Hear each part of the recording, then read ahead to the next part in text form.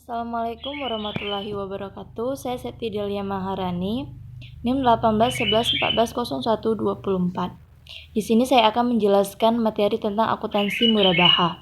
Transaksi yang saat ini banyak dilakukan oleh bank syariah, baik umum syariah, cabang syariah, bank konvensional maupun bank pengkreditan rakyat syariah adalah transaksi murabaha. Murabaha adalah akad jual beli barang dengan menyatakan harga perolehan dan keuntungan atau margin yang disepakati oleh penjual dan pembeli. Sedangkan dalam Fatwa Dewan Syariah Nasional pada tahun 2006 yang dimaksud dengan murabaha adalah menjual suatu barang dengan menegaskan harga belinya kepada pembeli dan pembeli membayarkan dengan harga yang lebih sebagian laba.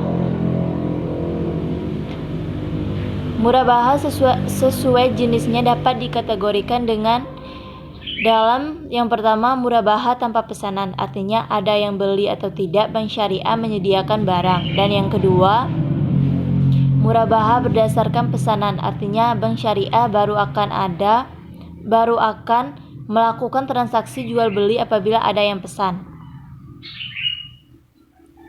Murabaha berdasarkan pesanan dapat dikategorikan dalam yang pertama, sifatnya mengikat, artinya murabaha berdasarkan pesanan tersebut mengikat untuk dibeli oleh nasabah sebagai pesanan.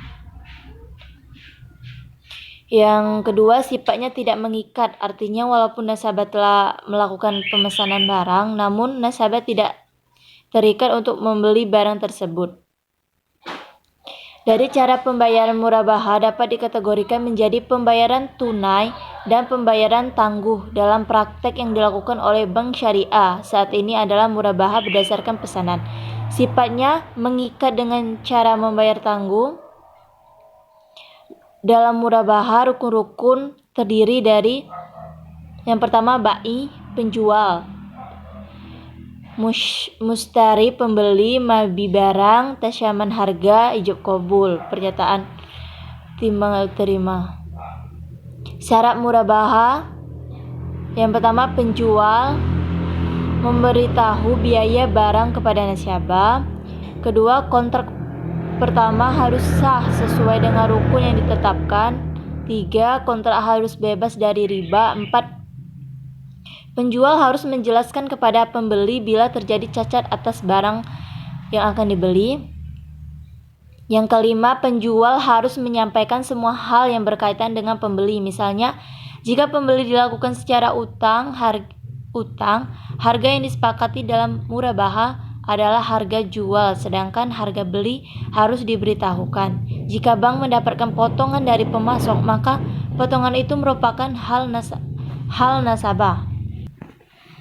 Apabila potongan tersebut terjadi setelah akad, maka pembagian potongan tersebut dilakukan berdasarkan perjanjian yang dimuat dalam akad. Dewan Syariah Nasional menetapkan aturan tentang murabaha sebagaimana tercantum dalam Fatwa Dewan Syariah Nasional nomor 4 DSN MUI 4/2000 tertanggal 1 April 2000, Fatwa 2006 sebagai berikut. Pertama, ketentuan umum murabaha dalam bank syariah. Kedua, ketentuan murabaha kepada nasabah. Ketiga, jaminan dalam murabaha. Keempat, hutang dalam murabaha. Kelima, penundaan pembayaran dalam murabaha. 6. Bangkrut dalam murabaha. Sebagian tanda keseriusan dalam melakukan pemesanan, bank syariah dapat meminta uang muka berkaitan dengan akuntansi perbankan syariah.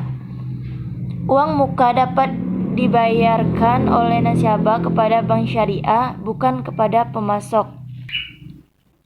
Jadi pembayaran terlebih dahulu kepada pemasok yang lazim disebut dengan pendanaan sendiri tidak dapat dikategorikan sebagai uang muka. Bahkan banyak yang berpendapat barang yang diberi dengan dana sebagian dari nasabah tersebut tidak sesuai dengan ketentuan yang tercantum dalam fatwa. Ketentuan pertama butir 4 yaitu bank pembeli barang yang diperlukan nasabah atas nama bank sendiri, dan pembelian ini harus sah dan bebas riba. Standar akuntansi. Pengukuran, pengakuan, penyajian, dan pengungkapan transaksi murabahah yang sebelumnya diatur dalam PSAK 59 direvisi menjadi PSAK tersendiri, yaitu PSAK 102 tentang akuntansi murabahah.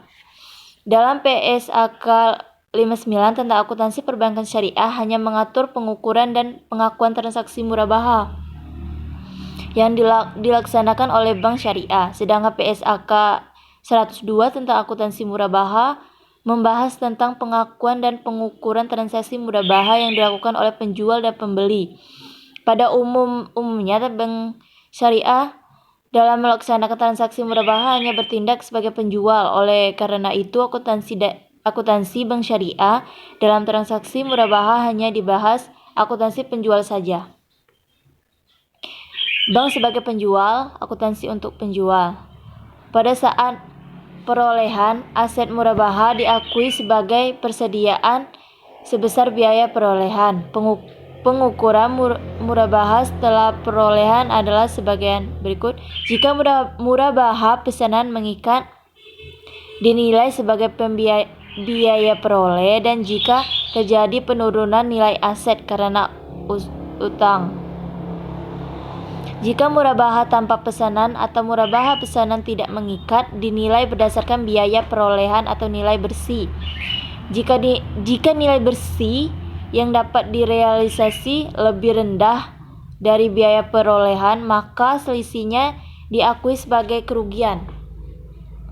Diskon pembelian aset murabahah disebut sebagai pengukur biaya perolehan aset murabahah jika terjadi sebelumnya akad murabahah. Kewajiban kepada pembeli jika terjadi setelah akad murabahah dan sesuai akad yang disepakati, maka bagian yang menjadi hak pembeli.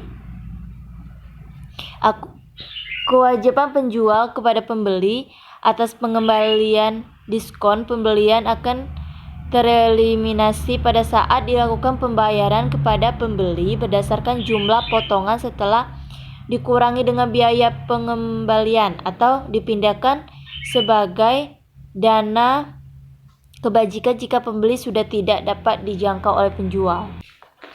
Ada juga penyajian, yaitu piutang murabahah, margin, beban, dan beban murabahah.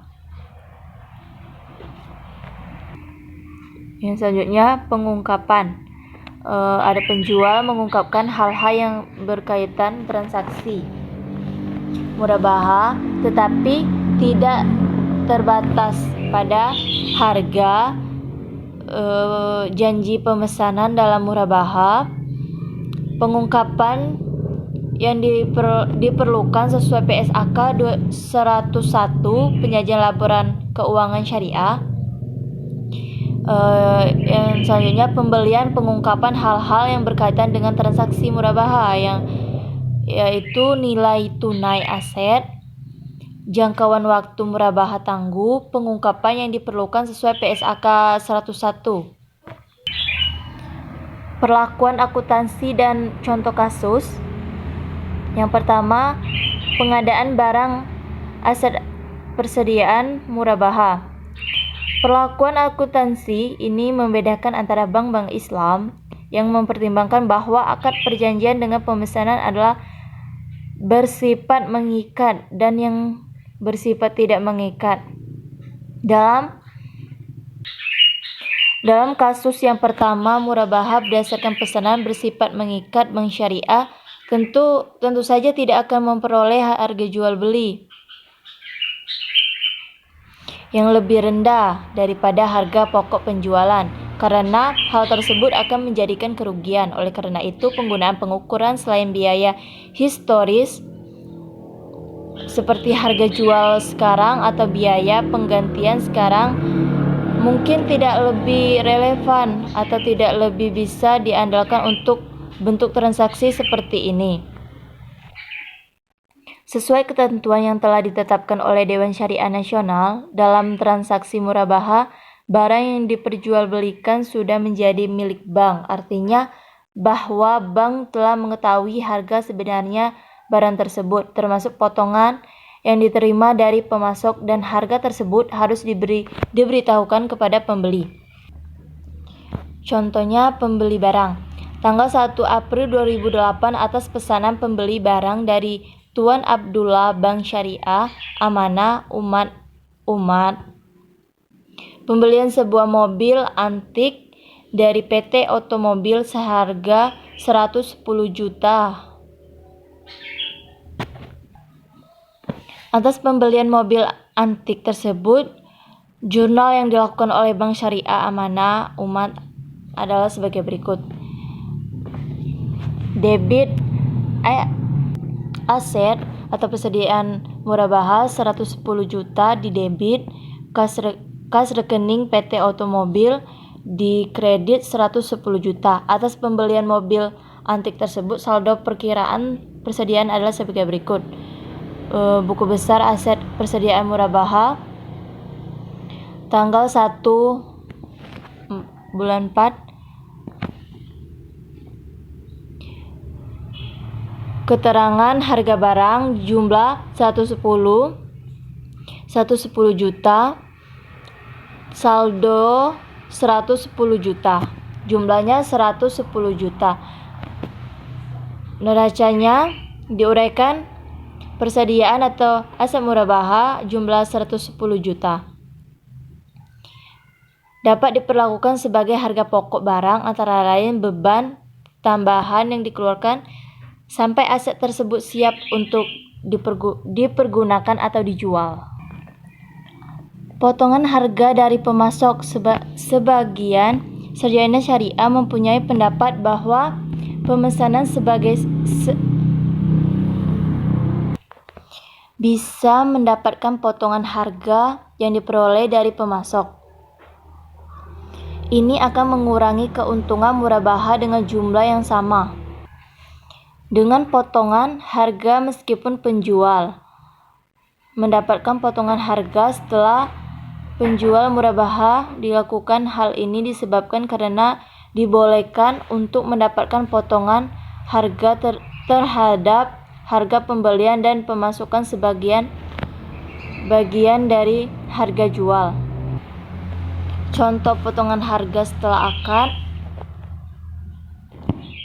Dalam perjanjian yang disepakati antara Tuan Abdullah dengan Bank Syariah Amanah Umat, apabila diperoleh potongan harga setelah ditandatangani akad ini, pembagian dilakukan 50% untuk Tuan Abdullah dan 50% untuk Bank Syariah Amanah.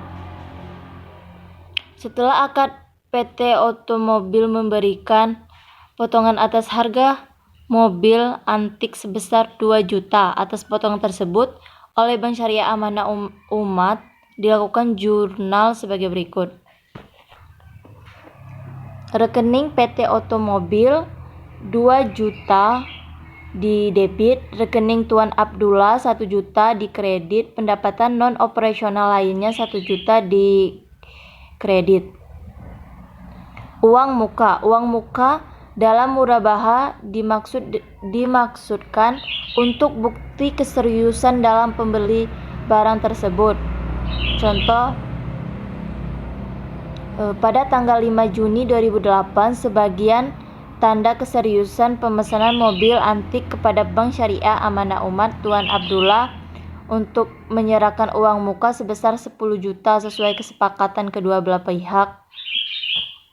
Jadi jurnalnya kas atau rekening pembelian 10 juta di debit, hutang uang muka 10 juta di kredit.